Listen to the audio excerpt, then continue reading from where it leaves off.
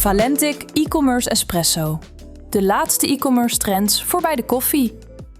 Mede mogelijk gemaakt door Voyado.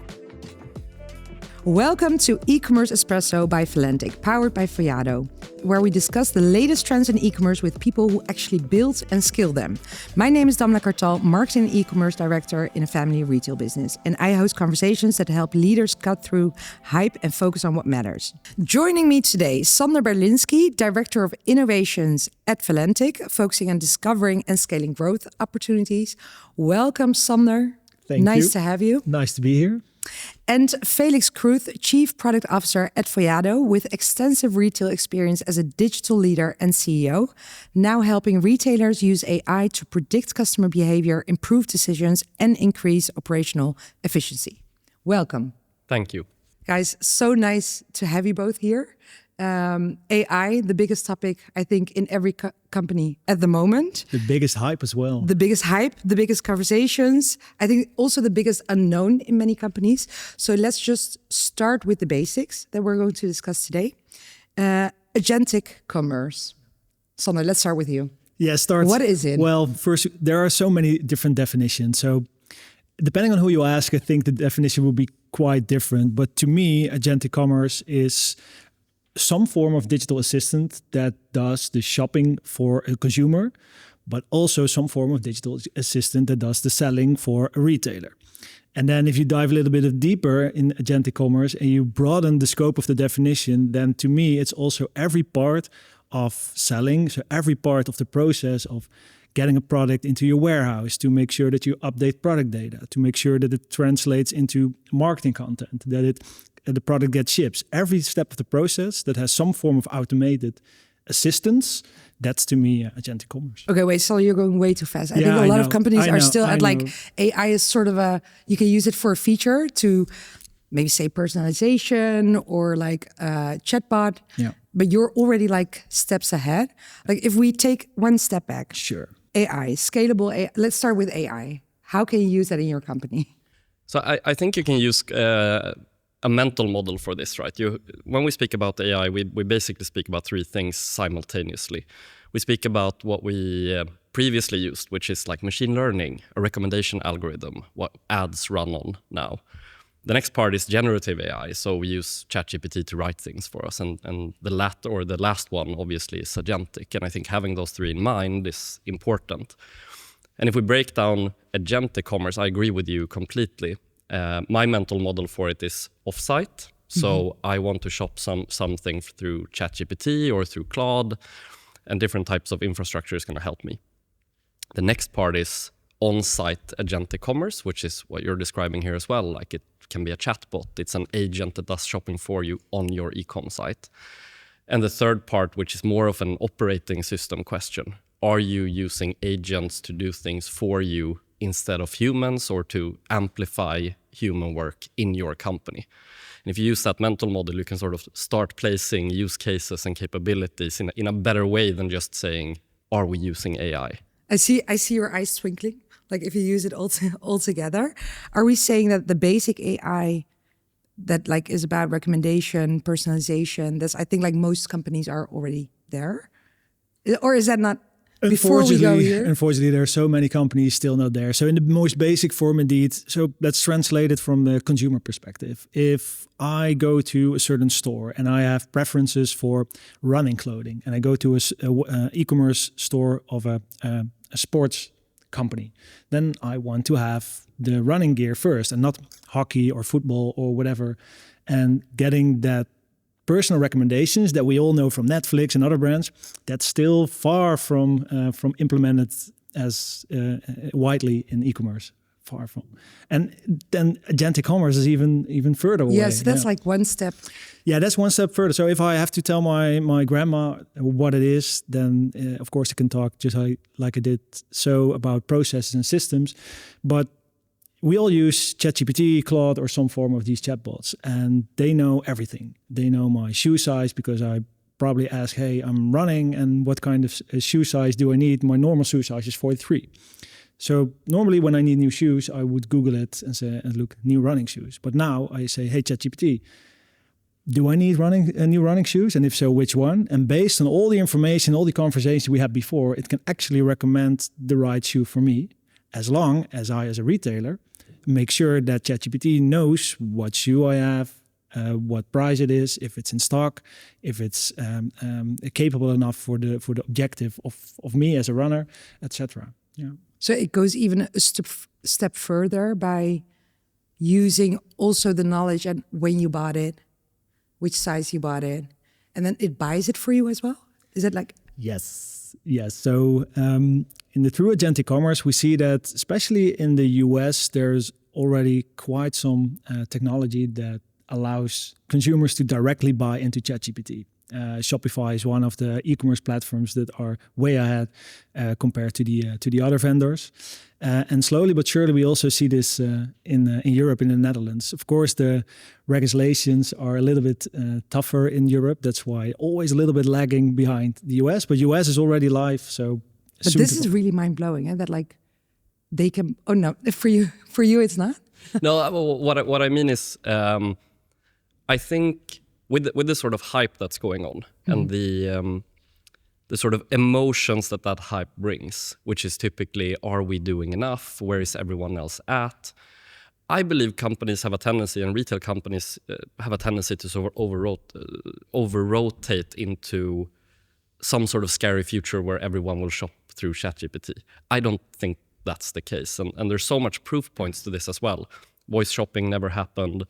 Social shopping, the best stat I have is that like 20% of beauty in the UK is done through TikTok Shop, which seems to be the highest penetrated market.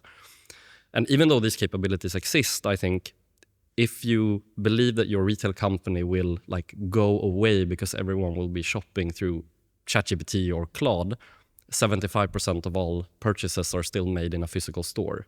So I think bearing in mind these awesome new capabilities and you need to lean into them, I don't think you should be stressed that ChatGPT is going to take over the world when it comes to retail. We're still buying things emotionally. We never buy things because we need them.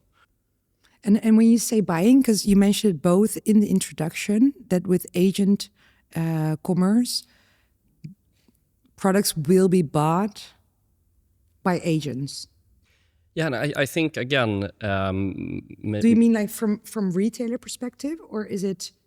So all of these things already exist, right? Which is the other interesting thing about agentic commerce, at least for me. We were previously discussing sort of machine learning algorithms versus agents, right? The infrastructure is already there. You can have a site buy something for you when you press a button, right? One purchase shopping, Amazon was the first one out like 30 years ago.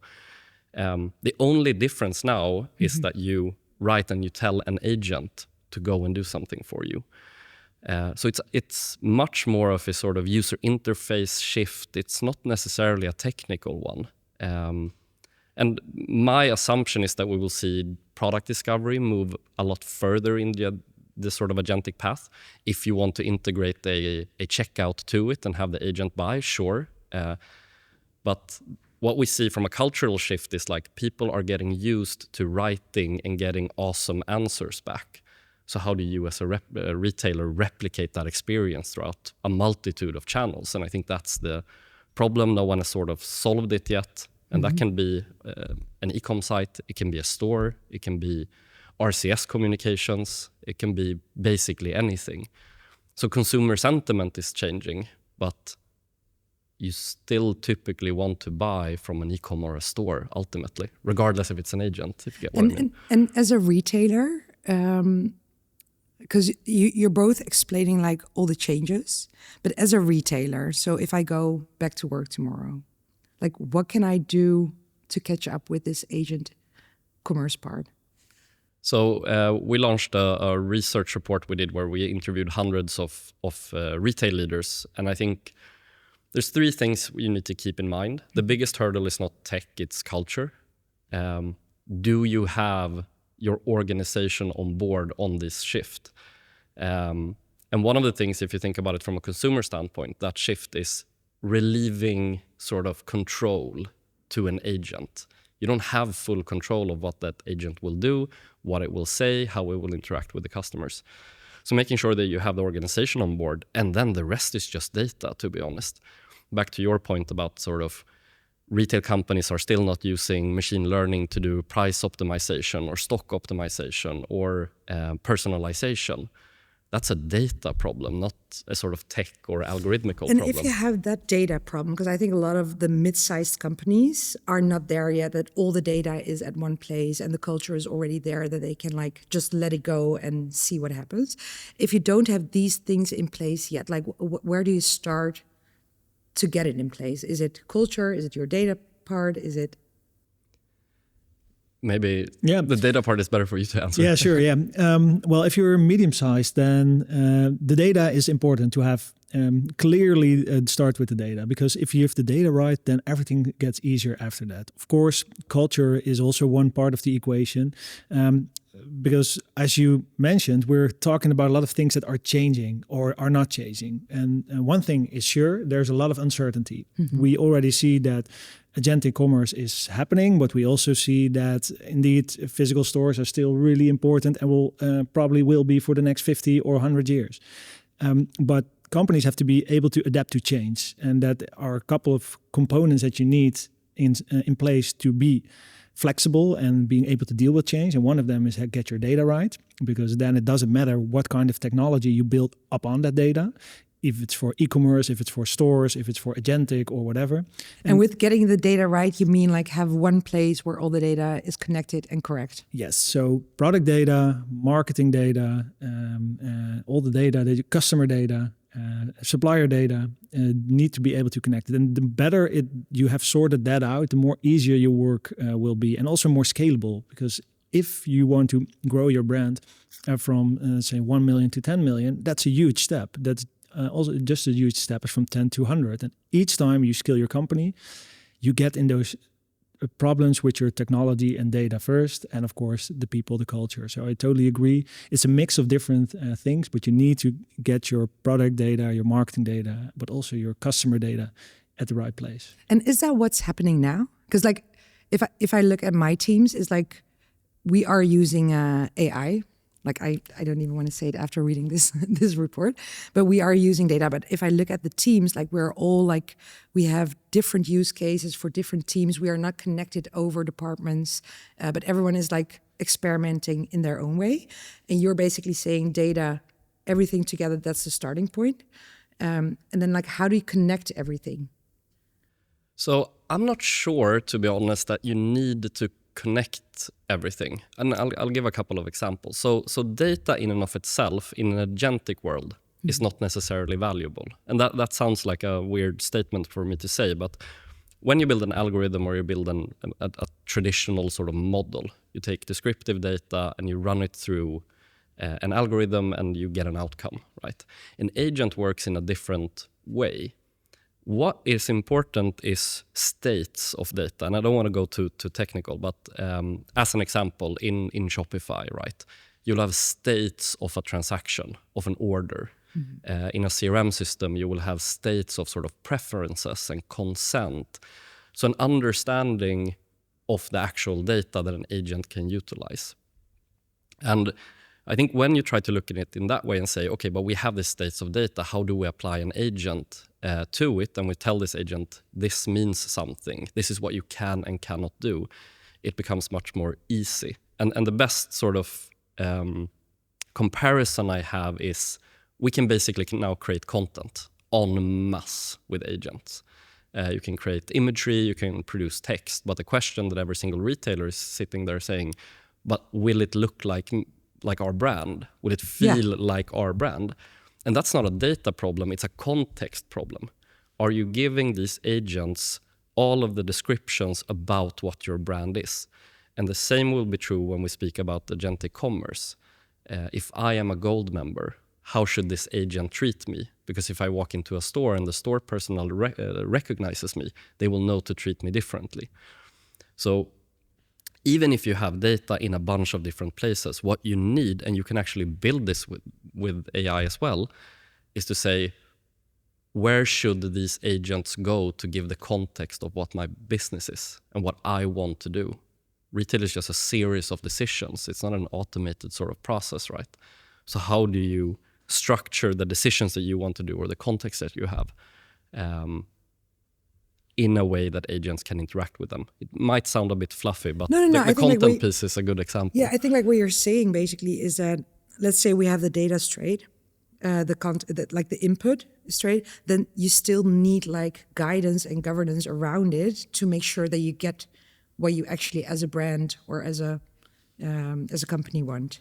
Yeah, and I think it's less, at least for me, governance and compliance in the traditional terms. Like you go to a CIO and which type of governance do you have? It's much more you go to you who are experts in building things and integrations and making sure that this data becomes valuable. And you say, hey, we want to automate this workflow. How do we do that? So I think it's a different type of skill and expertise that you need to get into your business. But the interesting part there is that the people in your company need different type of skills as well. Yeah. Yeah, definitely. And not everybody within a company has to have those skills. So what we try to do also at our customers, but also internally, is we have different stages in building up those capabilities. So in the end, of course, you want to have all these cool AI features within your processes and your tooling. But before you are there as a company, there are a lot of steps to take. You're telling it yourself that you are experimenting. Yeah. So that's exactly how we do it. So we provide people with permission to play. So that means that we give them access to all relevant AI tools. Maybe in your company that's ChatGPT, or it's Midjourney of Copilot, or some other solutions. Could be anything. And we try to give them permission and access, but in a safe environment. So at Valantic, everybody has access to ChatGPT in a different form. We call it Valley, and it's on it's on Azure, Microsoft Azure. So it's on an island. All the data is on an island. So that makes sure that all the training data from ChatGPT doesn't go, and our company data and our client data doesn't go to wherever it goes to other people. But it allows everyone to play around with it and figure out, hey, this could be a nice, interesting use case. So that's the permission to play. And the second step is that we are working on internal use cases. We look at what is highly manual work, what is repetitive work, what is boring work, and what is work that is low value that we can automate. And those internal use cases, those are the first ones that we grab. And we don't do that with the whole company. There are specific people, often someone who has a developer background, someone that has something of a marketing background, and someone that has a financial background, that together have a pilot to automate or create an agent for that specific process. And it could be anything. It could be a customer service chatbot, or it could be making images to stand out with your brand. It could be anything.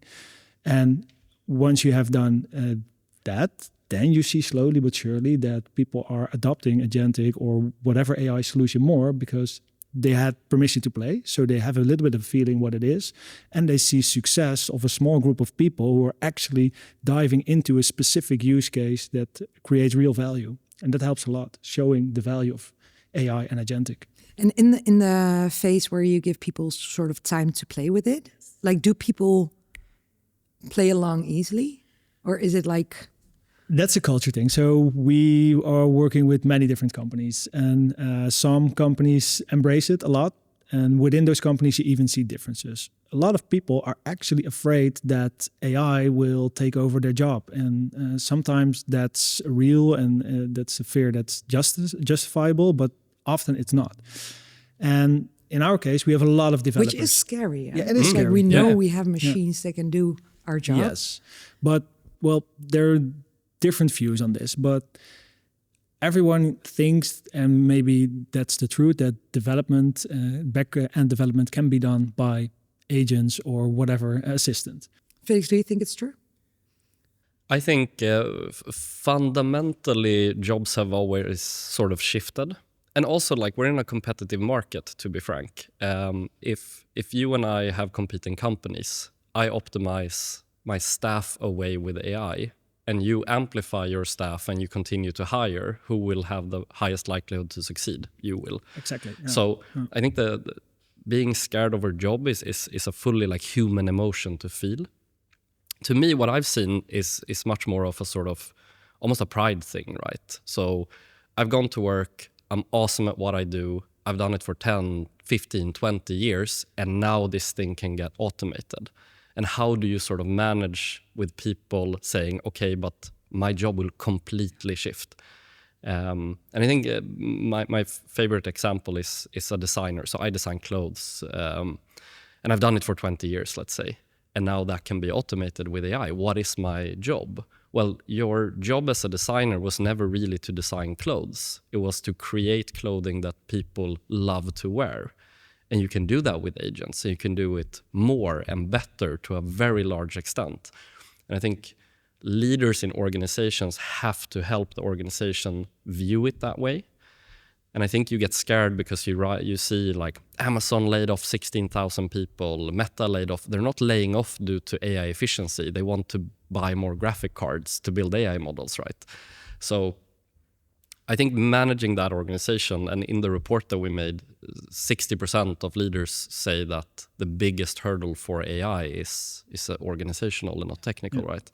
Yeah. But it's interesting, because you say 20 years of experience, and that's also how we look at people using AI for their work, is we look at how experienced are they and how complex is the task that they need to do in their day-to-day job. So designing clothing, to me, it's incredibly difficult. You need a lot of experience.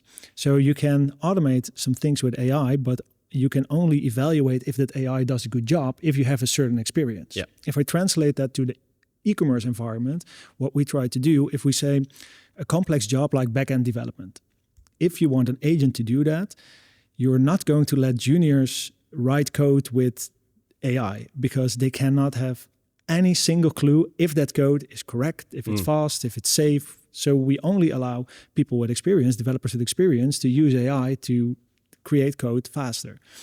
If you say maybe less complex, for instance, answering emails about where's my package, this is a low complexity task. And there, if you are really experienced, then you probably answer those emails within 1 or 2 seconds. So you can automate that, but the gains are relatively low. But if you're not experienced, if you're a junior customer service employee, then it allows you to work and learn a lot faster. So we look at the complexity of the task and role and the experience, and then decide if it's necessary or valuable to have AI to enhance your job. Yeah, and in that process, positioning like what it will do to your job and how to bring people along is very important, is what you're saying. Yeah, definitely. And I think like leadership in companies have one responsibility here, but to be frank, every single person who's a professional today have some sort of accountability for their own future as well, right? And I think the way that I try to view it is you are now a manager of agents, regardless of which role you're in. If you put yourself into that mindset that in the future, I am now a manager of agents, which means, and I completely agree with you, that means that I need to have expertise and I need to have judgment, which is perhaps the biggest thing that agents have a difficult time with. Not intelligence and math, but actual judgment. Taste, is this thing good? Does it have enough quality? And you then manage your agents who go and do things for you. Yeah, so instead of like managing now my marketing manager, e-commerce manager, campaign managers, I have the agents that I manage. Yeah, and your e-com manager will have their agents and your marketing manager will have their agents. So it's additive, at least for me, but it shifts how you need to think about your job. And the developer side is true, right? You will need to evaluate more code than you write code. And that can be a difficult pill to swallow for some people. And we were talking about that in some companies it's difficult because they're like at the beginning state of AI and even like discussing the pilots. Like, how do you do something like this, which is such a shift in a way of working, way of thinking? How do you do that in a scalable manner?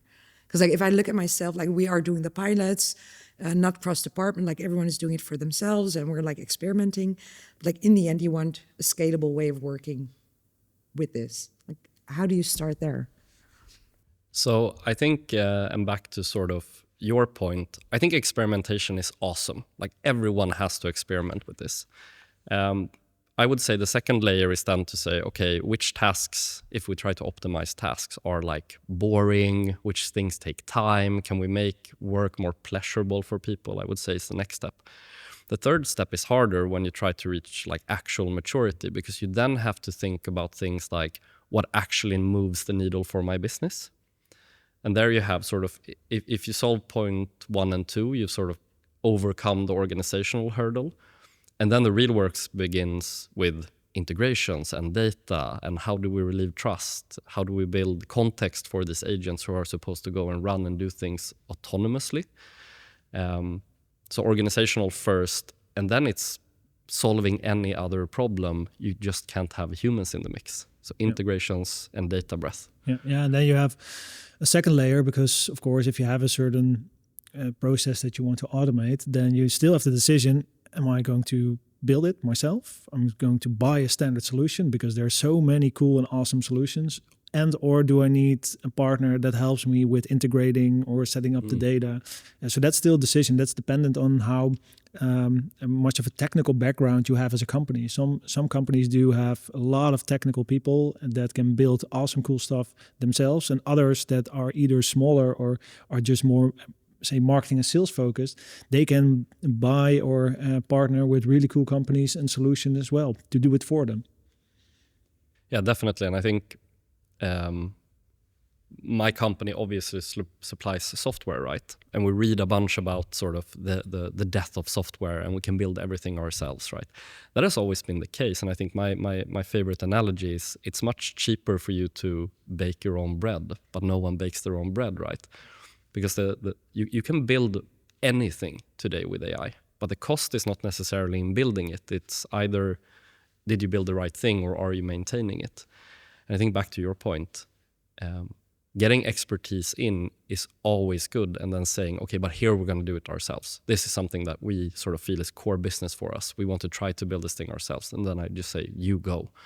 Are there cases where you saw that it went wrong? Oh, there's a bunch of cases, and we've been working with LLM tools since, I don't know, 10 years back. BERT for anyone who knows what that model was. And you do things incorrectly all the time. And that's the way I think retail companies, which is scary, have to think about governance as well. So governance and compliance have always been about control, and you need to let some control go. You still need to make sure you have sort of enterprise contracts, that you adhere to GDPR, etc. But governance and compliance will be about trust and not control in a sort of agentic world, because you can't sort of reason with agents in the same way you do with humans. So Are you saying that I have to sort of trust the agent while I don't have control over what they're doing? Yes. Yeah. Just give them your credit card and your passport, and and go like along with it. like how does it look like in real life? Is this like an example? Like, okay, you have my credit card. Like the agent does like the. In practice, it could. However, compliance is maybe a dirty word, but it's a real problem. How do you know that it's an agent that works on the behalf of a certain customer, and that's not a malicious bot that is buying or selling things on behalf of some, I don't know, criminal? And that's a really difficult puzzle to solve. There are, of course, solutions, but that makes it even more difficult. We know that identity fraud and theft online is already a big problem, and agentic commerce opens a whole new valve of additional problems in that case. So, what can you do from governance and compliance perspective to at least like be more comfortable with letting that go? So I think there's layers to that onion. The first one is just like traditional common sense, right? Or am I buying a model to solve my agentic problems from a reputable company? Do they adhere to GDPR, et cetera, et cetera? I think the other one, when it comes to like end consumers in the question we're discussing now, which is an agent will go around and do shopping for you. I think that's a passing problem, and especially if you look at the protocols sort of market. Google obviously launched UGC. We see Shopify working with both OpenAI and later most likely Anthropic to sort of do protocols for this thing. So I think now it's a bit chaotic. If you look at things like OpenClaw, just a random agent ripping through the internet. I think those problems will be solved. I think as a company, you have to just do a risk determination. Do we want to move forward here? And do we believe that these problems will be solved? And how much risk do we want to assume? It's a difficult question to answer. Yeah, and I think like, especially with everything that's coming up so fast, like it seems like every 2-3 days there comes something new, and it's like super important, and it helps in efficiency and effectiveness. And it's like, but it's the hype, and we call it sometimes internally the bullshit bingo. I'm not sure if this will be bleeped out, but I think October 23, that was the first time ChatGPT was launched. Then everybody thought the whole world is going down the drain. Everybody's going to lose their job. We're now that's true. 2.5 years later. Well, what I do is write my Christmas poems with ChatGPT. Well, of course, we do a little bit more than that, but there hasn't been that much disruption yet. And the cool thing is there are a lot of companies experimenting with this real cool and also scary stuff.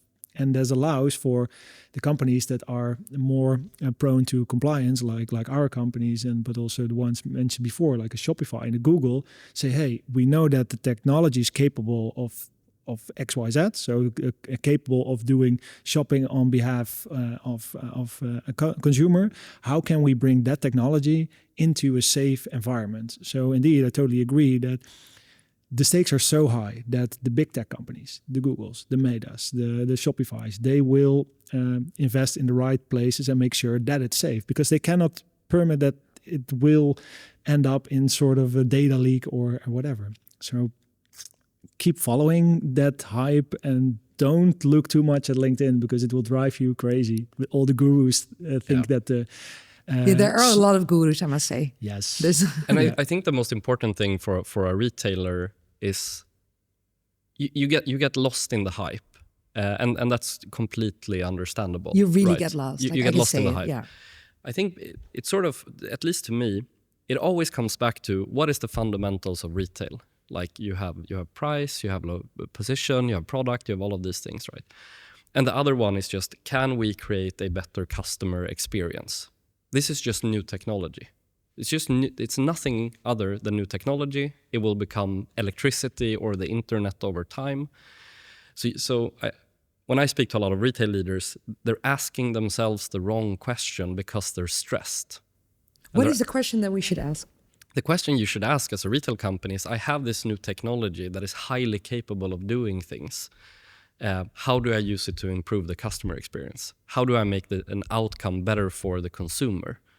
It's awesome that companies focus on internal productivity and everyone should be writing with these things and we can make ourselves so productive. It's very difficult to attribute productivity to actual business outcomes. If that was true, a small company would never outcompete a large company because you have more resources, right? So as retail companies or retail leaders, you have to ask yourself the question, am I using these tools to create something that's better for my end consumer?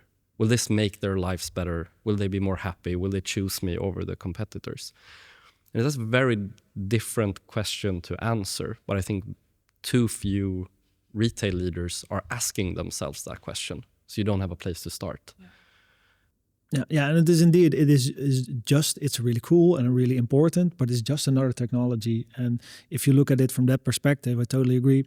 Well, we used to gather berries in the forest, and then someone thought, well, maybe it's easier if I do that for a consumer and create a market, and the market became supermarkets and then someone thought, well, maybe it's easier to get those berries shipped at my home because I'm working all the time. And then you have e-commerce, and now you have Agentic. It's just another shift and another tool in making consumers more favorable towards your brand and to your company.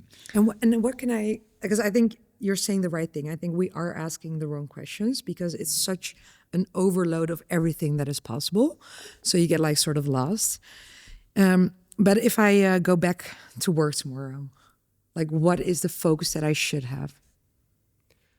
I think you need two focuses, right? One is just how do we use these things internally? Can we get more efficient? Like it's a competitive advantage for you internally to use this. I think the other one is to start experimenting with ways that you can improve the customer experience.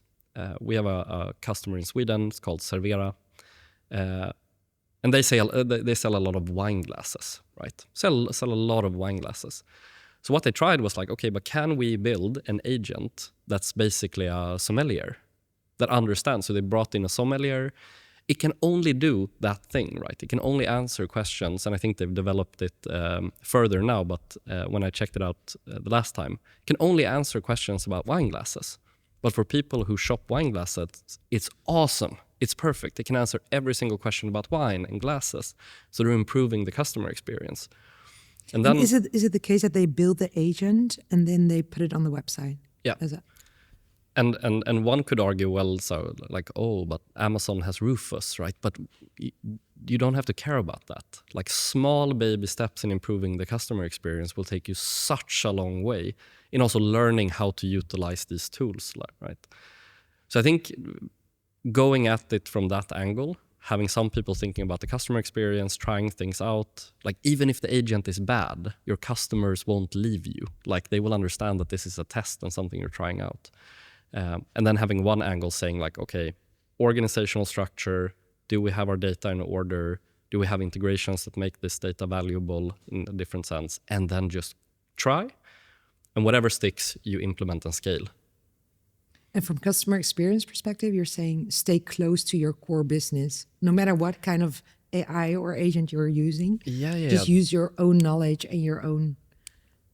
Definitely. And I think sort of what we see in market, right, is sort of you either have the offsite one. So you have OpenAI, how do I translate my brand? And you can do sort of brand stores, you can send it a bunch of context. But think about it in terms of your own web shop, right? I think there's so many examples of retail companies trying out, which is great. But I'll give you a good example. If I go to an e-com store, what is it that I want to do? I want to either discover products or I want to shop products. That's a core foundation. And what companies seem to be doing is saying, okay, let's send up a chatbot. It's an awesome first step, but are you actually solving a customer pain point? You're giving them the ability to speak to the e-com site. But typically it's customer service or it can answer some questions. If we take the Servera case, them actually being able to recommend products was what made that product successful, right? If that just said, hey, you should have this type of wine glass, you're not actually solving the customer pain point. So focusing all the time on sort of, we are here to solve a customer problem with our business. This is our brand. And how do we give that context to an agent? And then just go and try. Yeah. And it sounds easy, but really digging into a customer problem is actually really important. Ask another question, go a little bit deeper. For instance, you mentioned, a chatbot, for instance. A chatbot is really easy to build with AI. But depending on what kind of company you are, you want a different kind of chatbot. If you have a huge amount of products in your e-commerce store, maybe you want to use the chatbot to dig down into the filtering, so that if I say, hey, I'm looking for a green bat and I have 100,000 of bats in my store, then I just get the green bat filtering based on chatting or based on talking. But maybe if you have a really complex custom built bat, then you want to ask some questions. Hey, how long does it take? You want a more conversational about the process itself. So both the solution looks the same as a chatbot, but for the one, it's really about filtering your product data and making sure you can easier find your product within a big catalog. And the other one is more about the process, because your company is more a custom built bat company. So same solution, but totally different outcome depending on what kind of company you have. I completely agree. And we've sort of gone full circle again back to context, right? Or some sort of actual knowledge. I think when you build an LLM like Anthropic or OpenAI does, they basically just train it on all information on the internet. It's non-deterministic, so it doesn't know anything about you and your business. But at the same time, it knows everything, right? So it will only be as valuable as whatever context you can place before it. And I think your example is fully correct, right? The way that a luxury fashion brand and a DIY store will utilize this technology is completely different. And again, then you need to have sort of, okay, I have my data. I need to make it valuable, understandable, readable for these agents.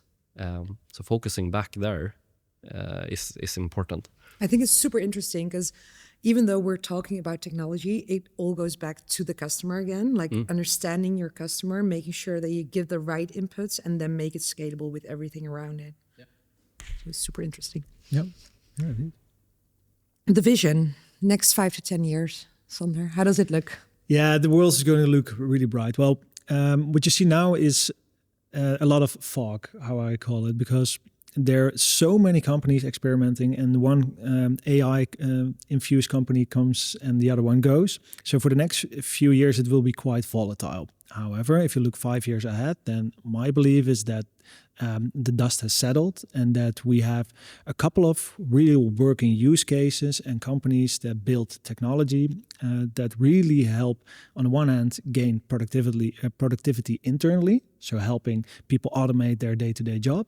And if that will be OpenAI or Anthropic or some other vendor, we'll see, because 5 years is a long time.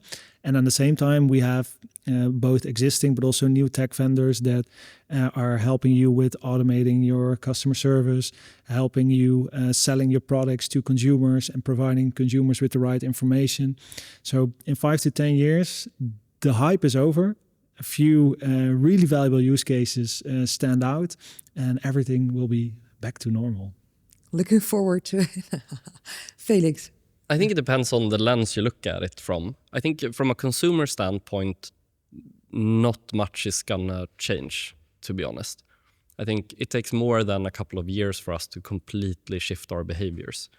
So the end consumers will have sort of more expectations on ways of shopping, but the actual adopting of different shopping patterns will be fairly low. Even if you would say, okay, I'll take e-commerce penetration, double the speed, it's going to max out at maybe 15-20% of what is retail today. From a company standpoint, when you try to sell things, I think everything is going to change, to be honest. New models continuously outperform old models. I think the shift we saw with the new models that launched during winter was, at least to me and a lot of other people, a very, very big shift in capability. So I think as a company, I have no idea what the next 5 years is going to look like. And it's scary and exciting. But I think back to sort of, will consumers change? No. So whatever happens with LLMs and agents, as long as you focus on doing something better for your consumers with this technology, you're gonna be on the ride.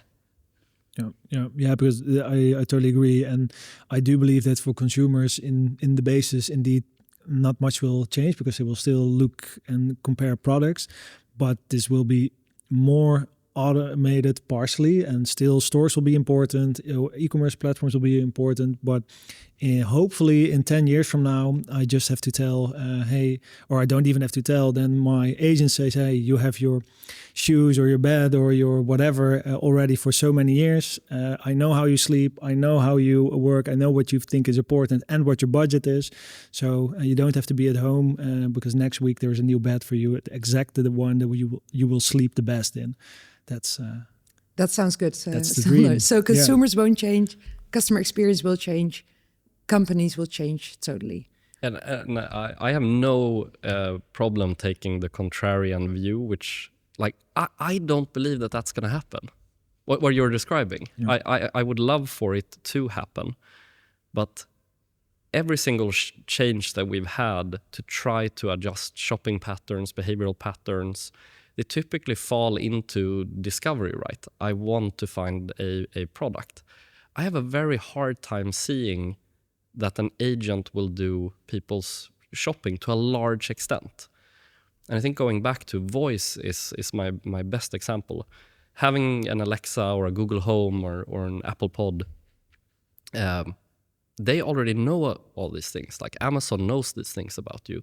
The use case of someone doing the shopping for you already exists. And no one seems to want to use it. And I think back to sort of why we shop emotionally, even food. Like, it's a much better experience to shop your food online and get it delivered to your home. Like, objectively, it's more convenient. but you want to go to a store to buy food. And similarly, if you look at lifestyle purchases, I think this is going to hit disproportionately to a very large extent. If you look at lifestyle or furniture or things, it's something that you want to interact visually with. And you might do that through an agent, right? It might recommend you things. But you start your shopping journey with some sort of, I want to buy something, or I'm interested in something, and then you go into a journey. And that might be through an agent. Where I think it will hit very disproportionately is like electronics, things that are driven by specification. I need a new computer, this price range, I want to do these things. Things that are very driven by specification, I think that future will most likely be the case. Because why would I go to an e-com store when I can just ask for the specifications for it? And other industries like beauty, as an example, will it hit in the same sense? I don't think so. I think it really depends in the end how the consumers also. Yeah, 10 because years I would love it for me to happen that like every week my grocery is just like in front of the door, that my makeup is like replenished without me doing anything. So I'm curious, 5 to 10 years, I would say like let's have a next conversation in 5 years and let's see where we stand. Let's do that. Yeah. Thank you so much both. Thank you. Thank you. Valantic E-Commerce Espresso. De laatste e-commerce trends voor bij de koffie. Mede mogelijk gemaakt door Voyado.